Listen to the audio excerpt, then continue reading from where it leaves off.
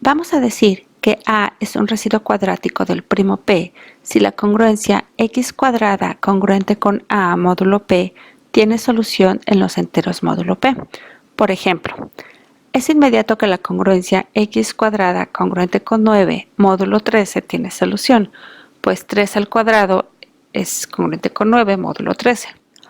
Otro ejemplo, aunque ya no es tan inmediato, es la solución de la congruencia x cuadrada congruente con 5 módulo 11. En una inspección rápida podemos encontrar que 4 por 4 es igual a 16 y 16 es congruente con 5 módulo 11. Por lo tanto, 5 es residuo cuadrático del primo 11. Hacemos una observación. El número A y el primo P deben ser primos relativos y siempre estaremos pensando en que el número primo es mayor a 2. Veamos otro ejemplo. En el grupo multiplicativo de los enteros módulo 11 tenemos la siguiente situación. Si multiplicamos cada uno de los elementos por sí mismo, es decir, si los elevamos al cuadrado, observamos claramente que no todos los elementos del grupo aparecen como solución.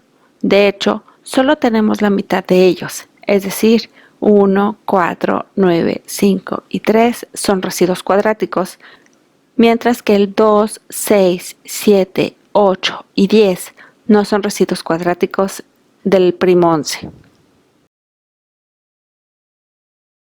Supongamos que alfa es una solución de x cuadrada congruente con A módulo P.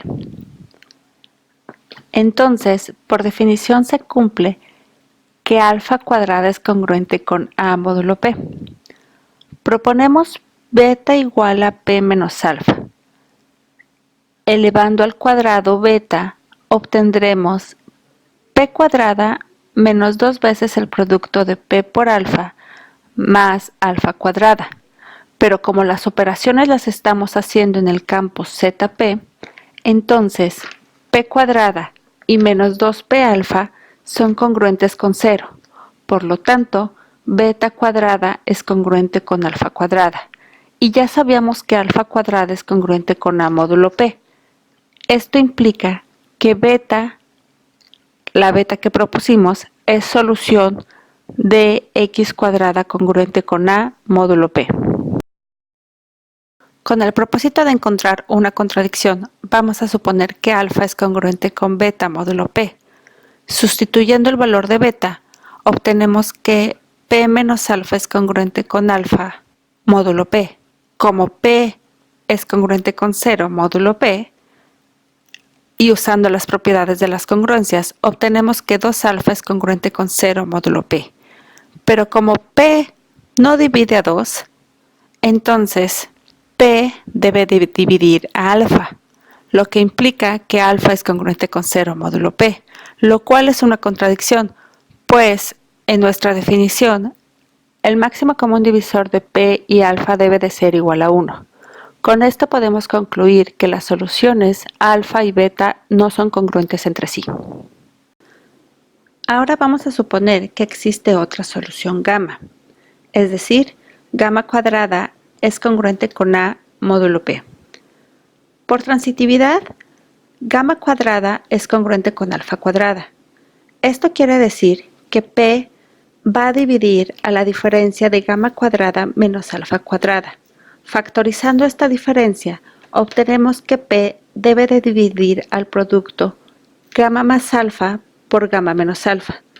Por propiedades de divisibilidad y por ser P un primo, P debe de dividir a gamma menos alfa o P debe de dividir a gamma más alfa. En la primera opción tenemos que esto implica, por definición de congruencia, que nuestra solución gamma es congruente con alfa módulo P. En la segunda opción tenemos que la nueva solución gamma va a ser congruente con menos alfa módulo P.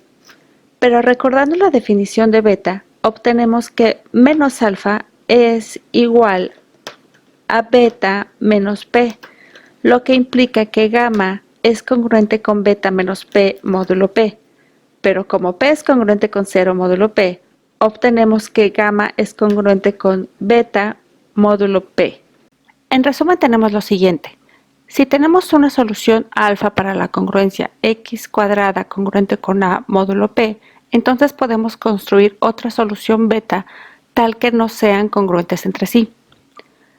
Si tenemos otra solución gamma, entonces tenemos que gamma debe de ser congruente a alfa o gamma debe de ser congruente a beta módulo p.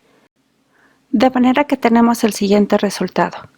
La congruencia x cuadrada congruente con a módulo p no tiene soluciones o tiene exactamente dos soluciones incongruentes entre sí. Supongamos que P tiene K residuos cuadráticos incongruentes entre sí, sean A1, A2 hasta AK dichos residuos. Por cada residuo cuadrático AI, tenemos que existen dos soluciones a la ecuación x cuadrada congruente con AI módulo P, digamos alfa I y beta I. Supongamos que tenemos cajas etiquetadas con cada residuo cuadrático, es decir, tenemos K cajas. Y en cada caja vamos a meter a las soluciones de dicho residuo cuadrático. De manera que en cada caja va a haber dos soluciones. Por otro lado tenemos P-1 elementos del campo ZP.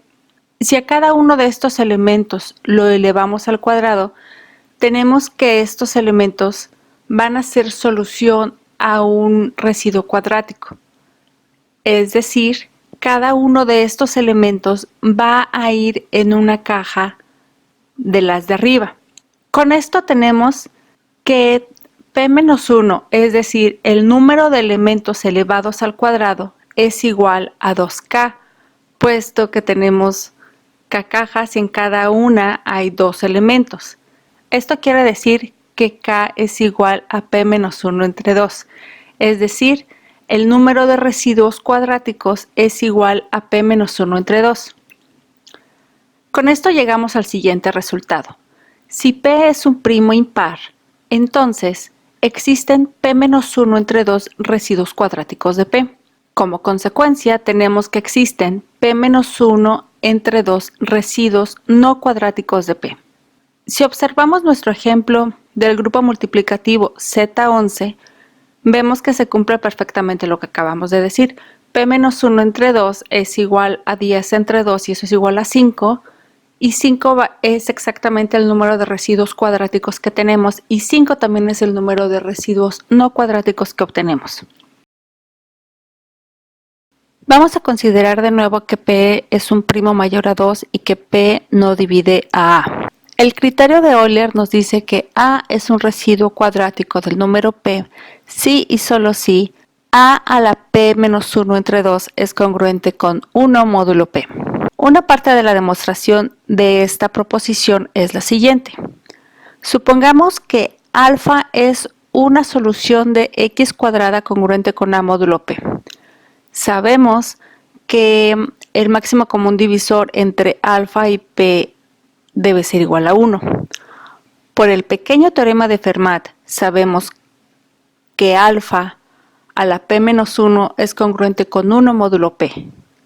Por otra parte, como alfa es solución de la ecuación, entonces tenemos que alfa al cuadrado es congruente con a módulo P.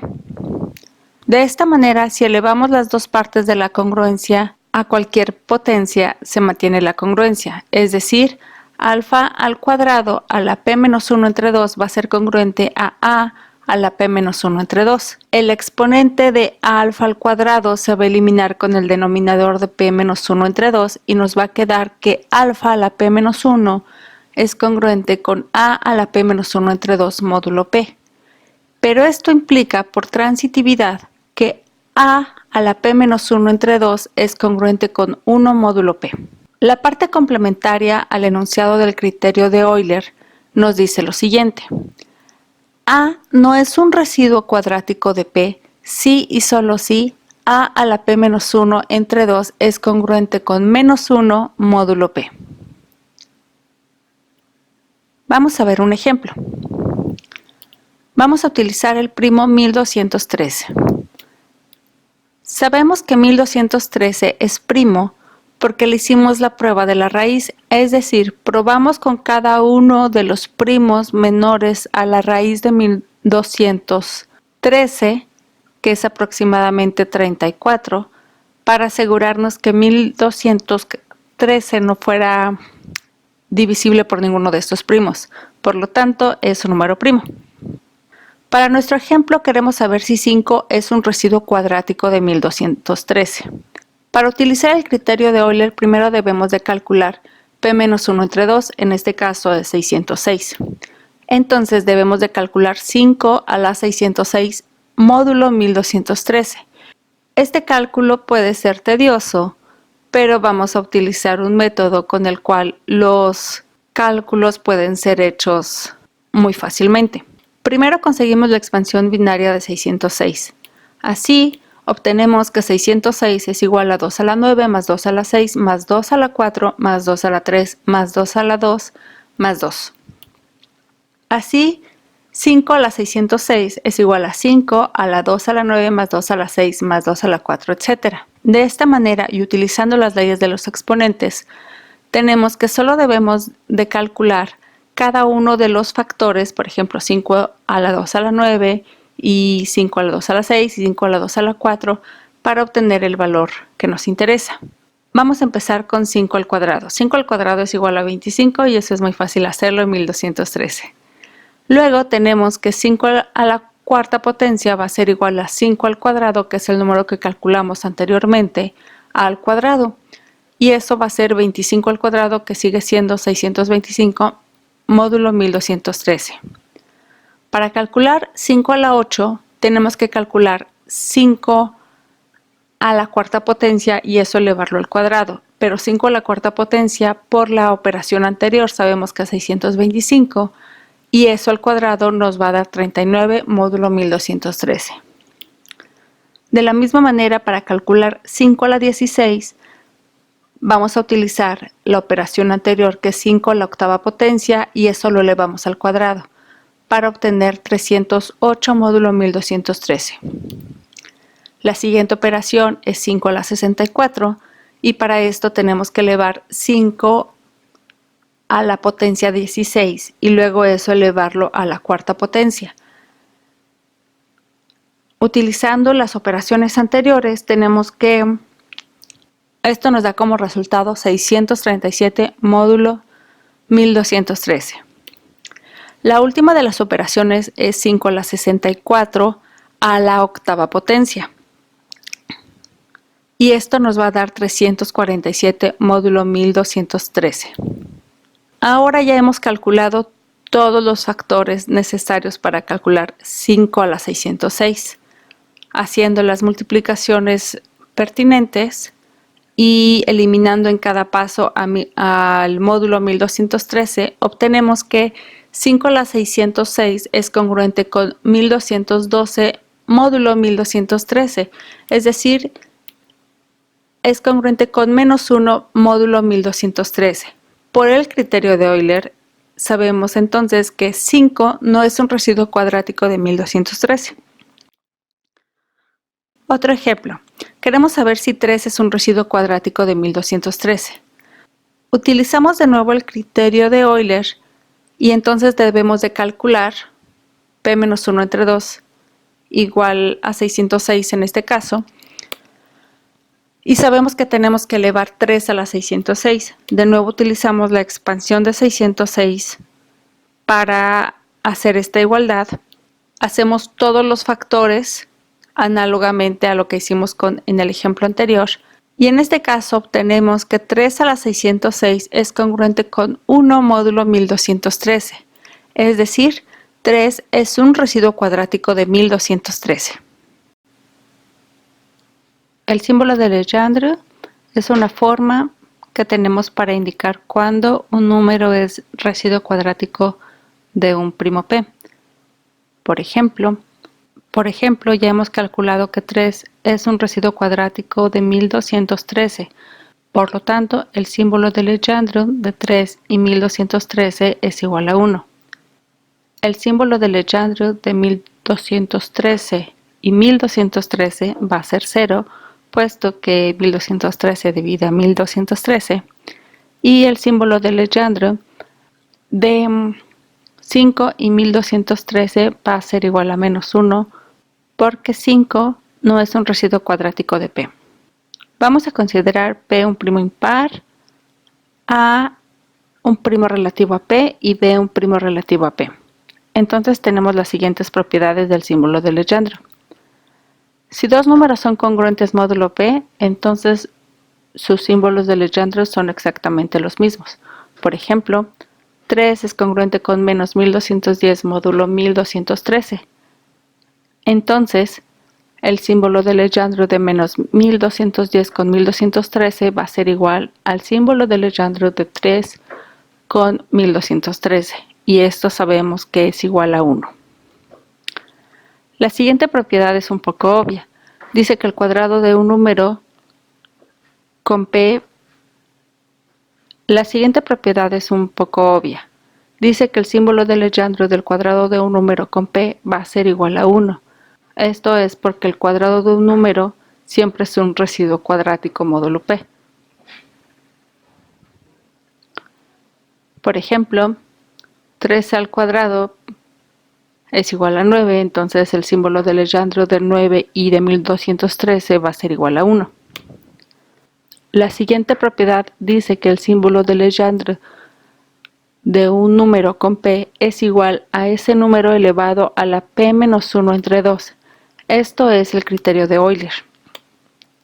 Por ejemplo, el símbolo de Legendre de 5 y de 1213 es igual a 5 a la 606 y esto es igual a menos 1. También el símbolo de Legendre de 3 y 1213 es igual a 3 a la 606 y eso es igual a 1. La siguiente es la propiedad multiplicativa del símbolo de Legendre. El símbolo de Legendre de A por B con P va a ser igual al símbolo de Legendre de A con el símbolo de Legendre de B con P. Por ejemplo, el símbolo de Legendre de 15 con 1213 va a ser igual al símbolo de Legendre de 3 con 1213 y el símbolo de Legendre de 5 con 1213. Y esto es igual a menos 1 por 1 y esto es igual a menos 1, lo cual nos dice que 15 no es un residuo cuadrático de 1213. La última propiedad básica nos dice que el símbolo de Legendre de 1 con P va a ser igual a 1. Esto es porque 1 por 1 módulo un primo mayor a 2 siempre va a ser 1. Y en el caso del símbolo de Legendre de menos 1 con P, tenemos que utilizar el criterio de Euler para calcularlo. Por ejemplo, el símbolo de Legendre de 1212 con 1213 va a ser igual a 1 puesto que 606 es un número par. Supongamos que tenemos dos primos impares P y Q diferentes. Entonces, la ley de reciprocidad cuadrática nos dice que el símbolo de Legendre de P con Q es igual al símbolo de Legendre de Q con P. Por ejemplo, el símbolo de Legendre de 1213 con 5 va a ser igual al símbolo de Legendre de 5 con 1213 y esto ya sabemos que es igual a menos 1. Por lo tanto, 1213 no es residuo cuadrático módulo 5. La ley de reciprocidad cuadrática establece también que en el caso de que ambos primos P y Q sean congruentes con 3 módulo 4, entonces el símbolo de Legendre de P con Q va a ser igual al símbolo de Legendre de menos Q con P. Por ejemplo, el símbolo de Legendre de 3 con 11 es igual al símbolo de menos 11 con 3. Y esto va a ser igual a 1.